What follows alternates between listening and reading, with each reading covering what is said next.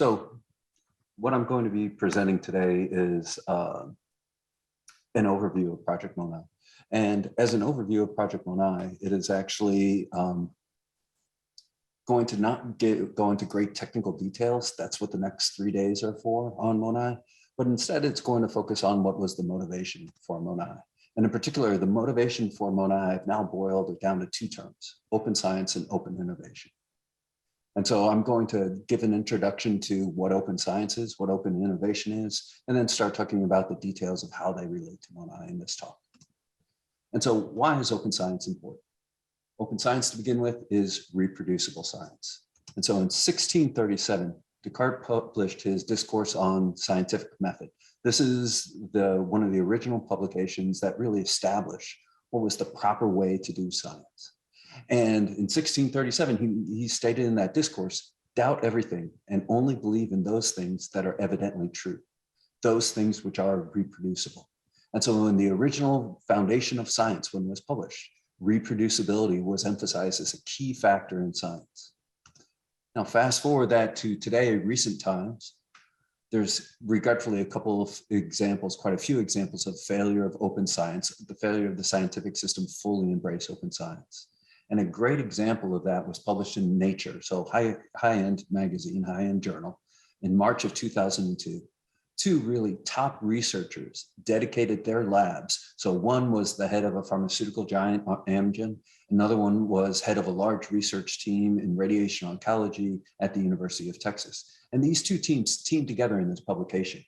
And the work that led up to that publication. And the work that led up to that publication was these 2 guys had the idea of, let's take the landmark papers that have been published in our field. And by landmark papers, these are papers which were impacting clinical care of patients.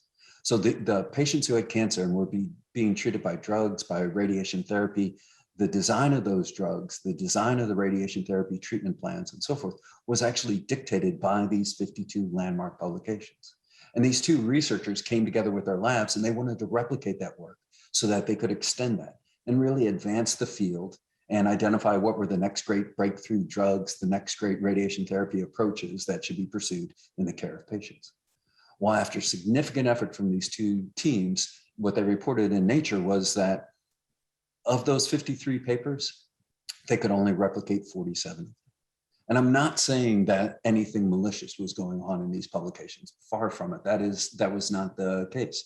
It's just that the ability of a publication in and of itself to represent the complexity of what goes on in a research lab, what goes on in a wet lab in particular, right, a biological lab, or in the study of patients and so forth, is just extremely complex. And it's hard to represent that via publication alone. And so open science is the nature, is reproducible science, is an understanding that open science can't be publications alone. It's actually, I view it as a 3-legged stool. And one leg is definitely those open access publications. But the other legs that have really become critical nowadays is open source code and open access data. And you need the open source code, open access to the data, open access to a thorough, high quality publication. All of those have to work together in order to create reproducible science, in order to create open science. And this is one of the motivations, big motivations for MONAI. And so I would argue that why is deep learning succeeding? Well, performance is definitely one of the reasons why it's succeeding, but I would also argue that it's its embracing of open science that is leading to the success of deep learning in the medical field in particular. And it's really why you are all here today, part of the reason of why all of you are here today and for the next 3 days. It's participation in open science. So when I refer to deep learning performance, what am I talking about? Well, that's left as an exercise to the audience. You all are going to be, accentuating the performance capabilities of deep learning over the next couple of days, getting a deeper understanding of them and applying them yourself and, advancing the field. So it's phenomenal, the performance of deep learning. It is here to stay, not just in the medical field, but you read in mainstream media how it is really impacting all of our lives. But I would argue that equally important is deep learning's embrace of open science. So great performance is really the capabilities, the impact of great performance is made all that much greater via open science. And open science is pervasive in deep learning. We have open access publication systems such as Archive, medRxiv, and so forth. We have open access data such as the NIH's Cancer Imaging Archive, the Imaging Data Common. Everyone's very familiar with ImageNet within the computer vision field. We've got standard data formats such as DICOM, NIFTY, as well as FHIR for accessing patient demographics and so forth. And beyond that, open access publications and open access data, we have open access algorithms, we have open source software. And that's really what we're here today about, and that's PyTorch, and even better for us, MONAI. And so MONAI's open source code that it provides has kind of three different emphases that's going on. One, it's embracing the idea of coding for others. So writing well-documented code, well-organized code, well-commented code, great tutorials. This Bootcamp is an example of that as well. And it's really readable code because it is meant to convey the message of MONAI, the capabilities of MONAI in that code. It is a vehicle for communication, just like a publication is. It also uses an open source license, the Apache 2.0 license, that allows for academic and commercial use and no fear of patents and trademarks and so forth. So a wonderful license. And all of this combines together for it really to maximize its impact. And MONAI has done this very thoroughly. And the neat part is that MONAI is just one component, as Michael was talking about, of the greater Project MONAI. There's also MONAI Label, MONAI Stream, MONAI Core itself, MONAI Deploy that you'll be learning about. But the overarching organization of all of that, we call Project MONAI. And that organization had the goal of accelerating the pace of research and development by providing a common software foundation, MONAI and its various derivatives, as well as a vibrant community for medical imaging deep learning. And this was, given in Michael's lecture, and he gave multiple examples of how you can engage with that community. And that community is the open innovation component of Project MONAI. And so open innovation is not these guys, all right? Open innovation is not a bunch of people trying to reinvent the wheel, thinking that they have all the solutions themselves, coding the deep learning systems from scratch themselves, all right? It is realizing that there's some really smart people out there, all right? And that you can advance the field and advance yourself, advance your own projects by collaboration, by standing on the shoulders of giants.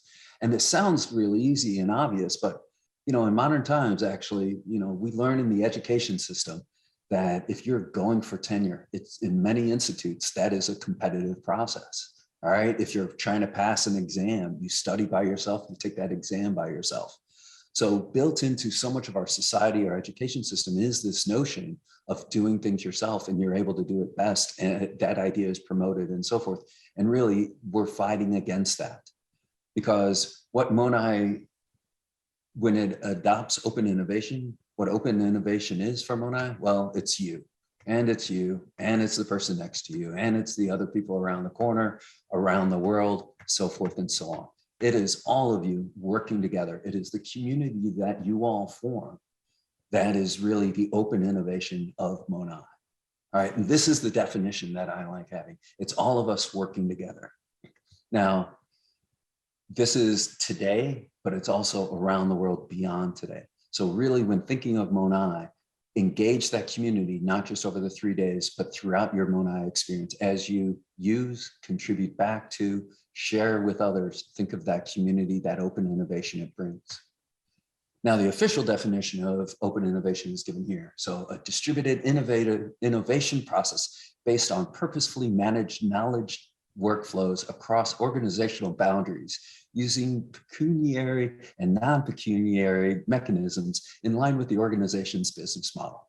All right, so for the record, that's why I like my definition better, all right? And by the way, for those, I had to look this up myself the first time I came across this. Pecuniary means monetary, which means money. All right, so whether or not money is being exchanged, all right, we are trying to cross boundaries, cross organizational boundaries, cross countries, labs, and so forth, in order to advance the field and come up with innovation.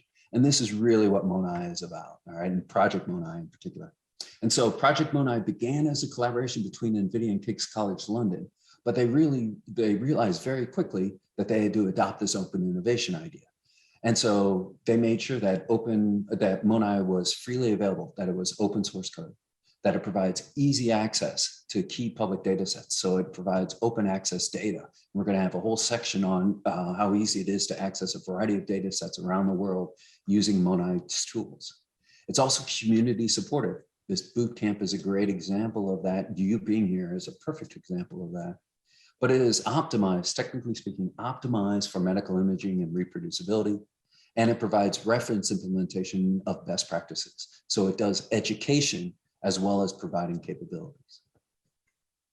So examples of open source software for MONAI. Well, we have MONAI, MONAI Label, Deploy, Stream.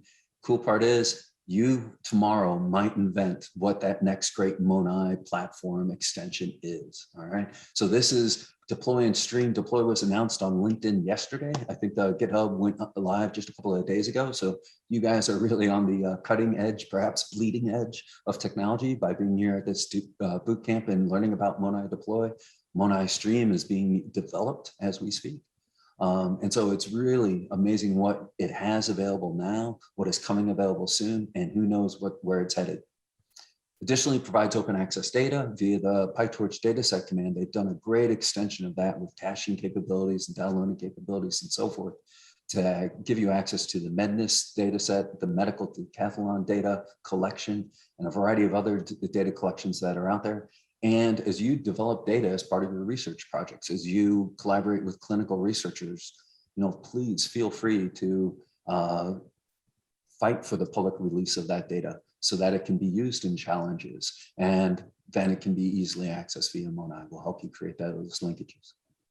And so Project MONAI is not just open source, it is it's open science in the broadest sense, and open innovation as its foundation.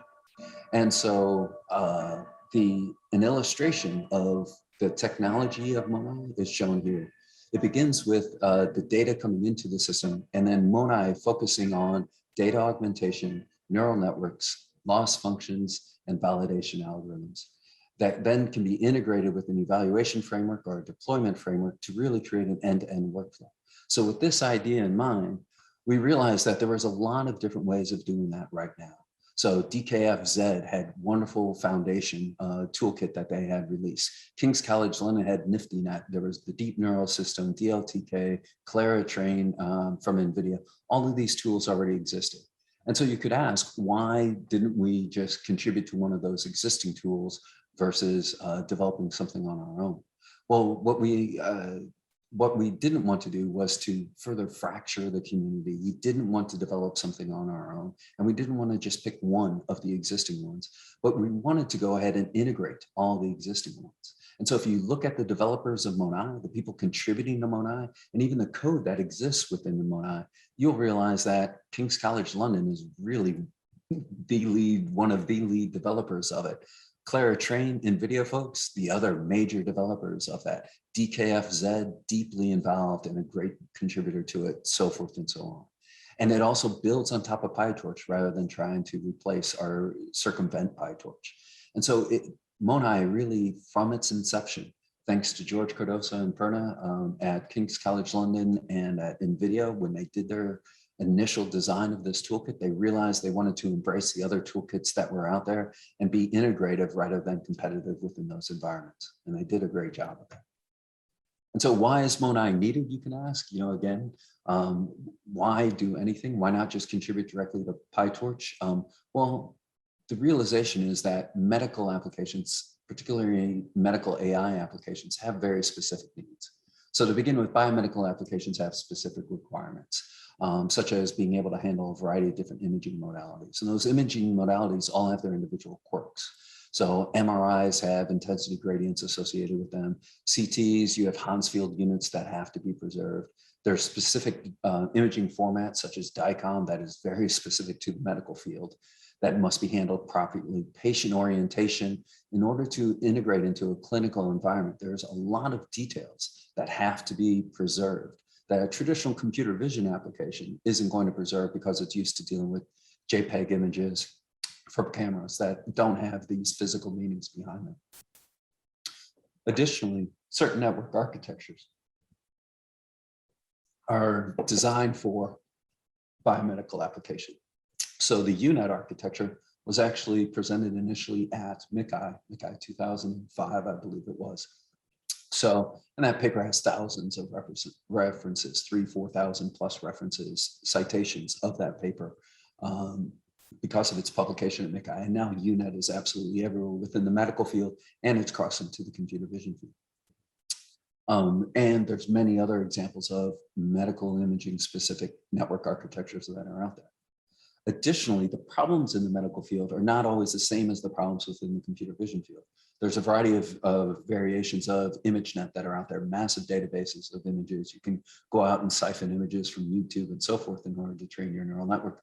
However, the medical field is characterized perhaps even by the challenges associated with data gathering and the databases that are formed. So computer vision has similar problems. However, our prioritization of those problems is different, with small sample sizes being one of our major challenges. And so to address that, what the MONAI advisory board, what George Cardosa and Perna did was they realized that they weren't going to have all the answers at NVIDIA and King's College London. And so they formed an advisory board. And just like they wrapped their hands around all of these other toolkits, they also went out to academia and industry and found a variety of leaders in the field, in order to contribute to this advisory board so that they would have liaisons with the community, receive input from the community via this advisory board in order to steer the development of MONAI. And so the advisory board is really a liaison between the developers of MONAI and the community that exists out there, the medical imaging community that exists out there. Well, this advisory board got together and they're like, all right, we're supposed to be the liaisons with the communities. And so we started identifying problems, gaps within the communities, so forth and so on. And just as Perna and George realized that they needed help, they needed to form an advisory board in order to gather community input. Well, this advisory board realized they needed working groups to gather community input, because the goal and the scope of MONAI, the problems that it had to tackle, were multifaceted. There were many aspects of medical imaging AI that needed to be addressed by MONAI, many opportunities that existed. And even with that advisory board and the teams working under them, there wasn't a fair representation of the community. And so the working groups of MONAI were formed. And right now we have 9. We actually, within the past couple of months, have added 2 more onto that. And so we began with the IO working group that I lead. And what we do is we write proposals. We work together with the community. We work together with the developers. Sometimes the developers come to us and say, how should we do this? Other times the community comes to us and says, we would like to have this done. And we work back and forth with those 2 different groups, the community and the developers, to write a proposal. We then post those proposals publicly on GitHub as issues, and we invite comment from the community so that they become living, breathing documents on those issues with comments being tracked. And then once things are resolved and the community has given their input and developers have given their input, the developers go off, develop pull request, it gets tied back to that issue, further comments go on that pull request, and then ultimately gets integrated into the system. And we've done that within the Imaging IO group. Within the data diversity group, we now have a proposal that's been implemented in the code within the past couple of weeks to gather data from the TCIA, the Cancer Imaging Archive at NIH. The challenges and reproducibility working group that Lena Meyer-Hines runs from DKFZ has been phenomenally active. And they've had proposals for what metrics should go into MONAI, and some of the design of the API of MONAI. And you'll be hearing more about metrics later on. George leads the transformation groups. We have a federated learning initiative, advanced research. So how do advanced algorithms get into MONAI, or how can they be advertised as being independent implementations that are compatible with or build upon MONAI? We have an integration and deployment group that just came out with MONAI Deploy, a pathology working group that is just getting started, and we're very excited about the potential there and the challenges associated with massive images within pathology. And then an outreach, our community adoption group that promotes. And so what these working groups have done is shown here, and it's been very successful. MONAI has embraced open source, and the open source community has accepted it back. So if you look at MONAI, it has 2.3 thousand stars, 2.3 thousand likes on the GitHub account 433 forks. This is phenomenal for a toolkit which is in the 0.7 release upcoming. 77 people have contributed to this from around the world. NVIDIA and KCL have done a lot of it, but you see like the 9th contributor, 8th contributor there. That's Hans Johnson at University of Iowa, and I don't know who all the other people are. But people around the world are some of the top contributors to MONAI. It's not just the people who were the initial developers of it, but new people get added all the time, so that now we have 77 contributors. Even more impressive, there's 106 projects on GitHub which are using MONAI. And these are ones which have integrated MONAI or have a dependency on MONAI for their operation, which is phenomenal. And just looking back in the past month, there's been 77 pull requests have been merged, 6 new pull requests have been made, 65 issues have been closed, 17 new issues created, 13 authors pushed 76 commits, and 86 commits overall, 76 to the main branch, 284 files were changed, 10,190 lines added, 4,800 lines deleted. This is within the past month. So this is a vibrant, active community. Open source is working, all right? So the acceptance of this, you all are in the right place at the right time, all right? This bootcamp is well-timed. MONAI is absolutely taken off. And so we're very happy with that acceptance. And again, it's not just open source, it's also open innovation. Atom Optimizer is what everyone's aware of, but there's now a Novograd optimizer within MONAI that has benefits and convergence performance, convergence speed improvements over Atom in certain situations. There's a learning rate finder, a variety of different network architectures, UNets, and multiple variants on that. We have attention-based networks, sliding window inference methods, a variety of metrics such as mean dice, area underneath the curve, confusion matrices, variety of image formats, 20, 30 plus imaging formats, support for transfer learning by having a very good checkpointing system so that you can pause learning and restart it at any point. Multi-GPU and multi-node support, as you learn about in advanced topics. Everything has been optimized for CUDA. We have this research repository, which was proposed, accepted, and developed by the research working group that has a variety of different advanced neural networks within it and associated publications. We're establishing the MONAI data portal that I've talked about and you'll learn more about via the dataset command. Pre and post-processing filters, there's a multitude of those. Some have been developed by the MONAI developers, but a lot of them actually came from Batch Generator and a variety of other toolkits that already existed out there and that have been integrated into MONAI. There's Deep Grow for online learning. That's now part of the MONAI AI-assisted annotation, the MONAI label technique, on and on and on. Innovation is coming into MONAI from multiple sources, and it really is an innovative platform in and of itself. And very happy to announce, and the reason why you all are here today in a very large part, and so much thanks to NVIDIA being our first commercial adopter of MONAI. And so MONAI began and is a very independent open source used by anyone, commercial and non-commercial toolkit. So it's really out there, community supported. But NVIDIA's contribution and support for MONAI has been wonderful. All right, so they've become the first community adopter. They're helping to sponsor this bootcamp that we're all at today, and they've adapted their Clara transform, which is really an end-to-end solution for integrated into clinical environments, deep learning into clinical environments. That is now 100% based on top of the MONAI system. And so they have not only become a wonderful sponsor of us, but they've embraced it and taken it internal to key NVIDIA products now being based on top of MONAI. And so MONAI is here to stay with their support, and the community support just continually growing. And they're giving back not only in terms of code, but also pre-trained models. So by using MONAI, by using NVIDIA Clara, you have liver tumor segmentation, lung segmentation, a variety of different pre-trained neural networks that are available for you to build upon.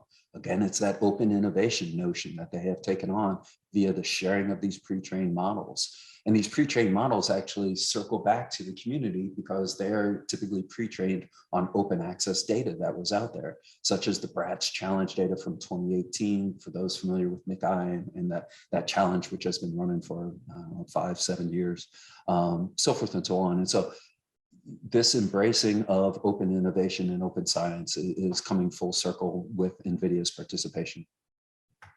And so in conclusion, what we have is MONAI as an open science and open innovation platform. Today, you're deep inside of both that open science and that open innovation initiative of MONAI.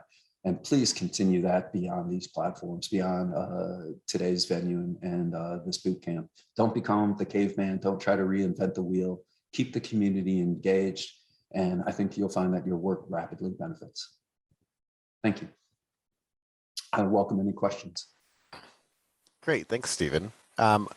There was one question here that I saw in chat. And so they were asking about the incorporation of other medical specialties in the MONAI leadership, not just pathology. So maybe if you want to expand on any other ones that we're kind of thinking of or have had interest in from the community.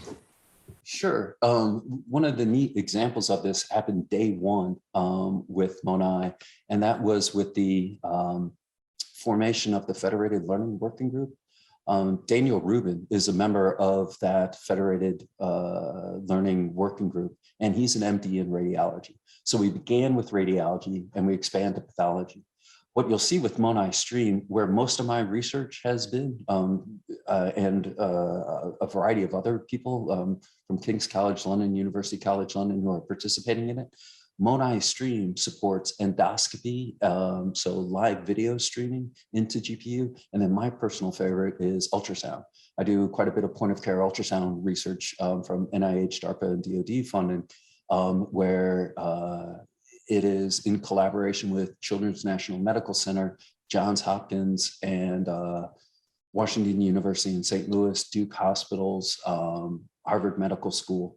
All of those are participating in my grants in various forms, and those clinical experts are helping to drive and guide the MONAI Stream, as well as others from a variety of other groups. That's just, I'm channeling. Those are helping to drive that point of care ultrasound application of MONAI Stream.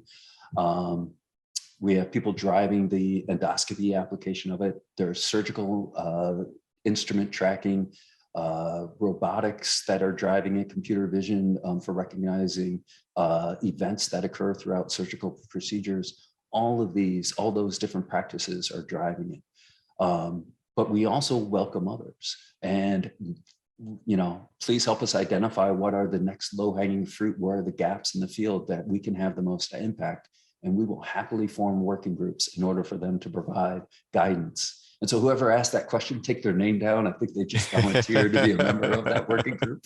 And so, but anyway, it's we're always looking for new opportunities like that. But we don't just say that, we've embraced that. So yeah, definitely. And I want to remind people again, so if you do have questions, because I do see people typing into the lecture question section, go in there, ask them. We have a few minutes left for Q&A. So if you have something you want to ask Stephen, definitely let us know. There is 2 more questions here, Stephen. So the next one would be, how do we balance our own data that our lab has spent years segmenting with just releasing it for open science? Oh, understood. Well, it is, you have to look at the return. So if you just release your data, by the way, that's only one leg of the stool. All right. And so releasing data is a wonderful effort. But what I highly recommend is releasing a publication along with that data and then asking people to cite it. And I've got so many references, examples of this in my own career. For example, the original VTK paper, Visualization Toolkit paper, I wasn't an author of. It was done in '96 by Will Schroeder, Bill Lorenzen, and Ken Martin. Over 13,000 citations of that paper have happened. All right. If you want tenure in academia, do that. All right. So release an open source toolkit along with the publication and ask people to cite it. All right. Release your data as freely available and ask people to cite your paper and give you reference. That is where the money is, to be honest with you. All right. That's going to get you tenure. That's going to make you solid in your career, whatever way you go. If you instead keep that data within, it's going to go stagnant within a couple of years, right? It's not going to be, the scanner won't be as relevant. It won't be as high resolution as new multi-detector CTs out there or whatever you have. The disease might have a trivial cure to it in the future. Or if you try to sell it to someone, I've actually never heard of a company that pays for data from someone else. They will pay for the prospective collection of data because it's relevant to their product, but the chance that you've collected data that's exactly what a commercial company needs and they're going to pay you money. If someone here has a story of that, I would love to hear it. I've been doing this for 25 plus years at Kitware, and 10 years as a tenured professor before that. I've got patents and tried to go all down that road. And I realized the impact open science, open access data could have, and that really is the way to go. So you're going to get more back by releasing that data. Open access is my strong opinion. Long answer, but. No, that's great. Okay, let's see if there's a few other ones. One here is if they're curious if MONAI will support TensorFlow in the future. So we are open to other aspects of it. It does support TensorBoard. Our TensorBoard supports it via PyTorch, and so there's a lot of overlap that is possible. But that is going to be a good question for the developers as well as the community. But right now, it's strongly dependent upon PyTorch, and that is because we were able to therefore build upon that community and all that work that had been done. We're definitely open to having that happen. It would be non-trivial, though, would be my estimate. Any of the developers are welcome to chime in on that. Yeah. So. Yeah, I think you're right. I think a lot of the researchers that we've seen have been moving over to PyTorch. And we've had even one of the presentations tomorrow, the image registration team, DeepReg and InstaDeep, they have their PyTorch implementation, or sorry, TensorFlow implementation, but then they worked with MONAI to contribute their PyTorch implementation of it. And we're seeing a lot of that transition over. So I think we're probably more invested there, and we see a lot of researchers going over to PyTorch instead of TensorFlow. But if the community has enough support, and the developers, of course, will need to be there to help support it as well, it could maybe eventually happen. But I think right now we're focused on PyTorch as the predominant framework that we're using for things. Yeah. And again, there's a lot of benefit. We had to pick, and more of us were already using PyTorch. We did a survey and looked around, though, and PyTorch was really at the time the cutting edge support for research and customization and so forth. It was the best platform at the time for that. And it continues to improve very rapidly. I would like to take one question I see here. What is the role of Kitware and MONAI? It's no different than the same role that you could take on, is what I would like to give as an answer. So, I mean, it is, I'm the main person interacting from Kitware. There's nothing special at all about this. We're not getting any funding. I don't get paid by NVIDIA or by anyone like that to participate in this. This is part of my research grants, pays for some of my time, and I volunteer some of my time. And so this is a community effort. I particularly volunteered for this position because I'm so passionate about open source and open science. And that happens to be why I joined Kitware. So Kitware is an open source, open science, CMake, VTK, ITK, all that kind of stuff. I also saw a clear role for ITK, and ITK provides IO capabilities for MONAI. But really it is, I'm doing this because I'm passionate about it. And that's kind of what Kitware does, but it's nothing special. You guys can do that too as an individual. Don't know if that exactly answers your question, but that's the honest answer. So. Yeah, definitely. And then there was another one in that Zoom chat that I see that was about models being part of Clara and what's part of MONAI, kind of, I think, trying to understand the separation there. And so I think all the models that you talked about, Stephen, are up on NGC, up on NVIDIA's Google, their cloud platform that hosts a lot of their containers and models that are on there. In the 0.6 release, there was some addition for being able to easily pull those into MONAI. So any of the models that are there that are available in Clara on NGC, you can now import into MONAI. If you go to the documentation, we do have sort of a feature highlight per release. Check out the 0.6 release. And I think there's also a notebook that talks about how to utilize those models that are on there as well, and how to go through and pull all of them as well.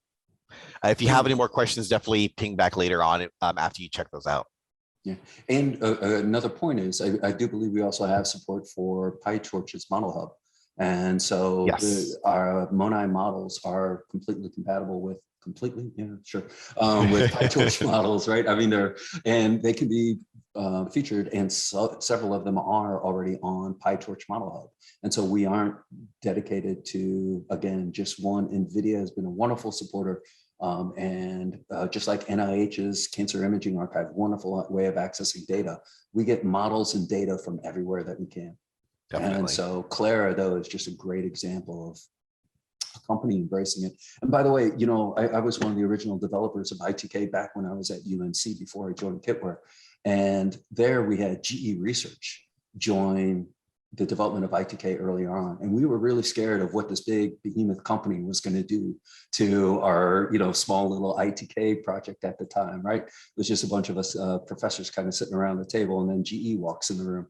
And what we realized though is GE provided a level of rigor, right, with high quality code, demand for no bugs, because they want to integrate it into their products. So the rigors that GE brought to play were phenomenal. And I see that happening here with NVIDIA on MONAI. The rigors, the quality of the developers, the dedication, and by relying on MONAI, they're going to make sure the bug fixes that they do to MONAI for within Clara and their projects get contributed back to the MONAI repo. And so you're going to benefit from it.